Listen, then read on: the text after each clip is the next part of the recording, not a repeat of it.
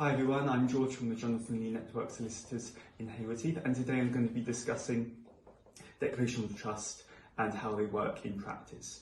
So when you are a co-owner of a property, it's very important to put a declaration of trust in place to explain the rights and responsibilities of the other co-owners and yourself, and also to demonstrate ownership shares in the property.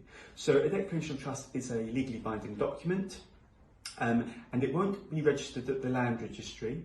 But what you would register at the land registry is a restriction usually, and to explain that there's some behind the scenes beneficial interests in the property, and that restriction would be registered at the land registry, but the declaration of trust would remain as a private document between the parties.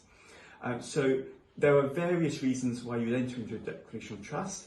It's mainly to prevent disputes from arising further down the line, to set up the rights and responsibilities of each party.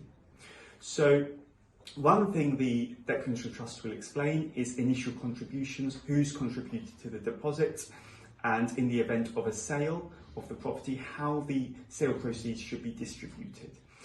So the parties may own the property as tenants in common, so they'd both be on the register of title and they'd have 50% each in the property, say, or it could be an unequal percentage share, such as 60-40%, and usually that will form part of the declaration of trust to explain what those percentage shares and rights in the property are.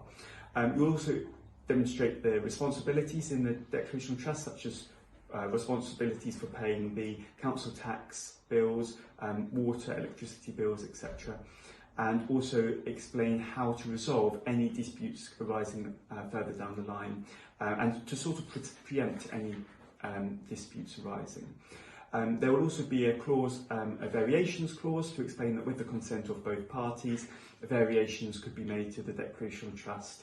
So these are all key points to factor in, and it's really important to seek competent legal advice when you're entering into a declaration of trust to make sure it's done right and in the correct way.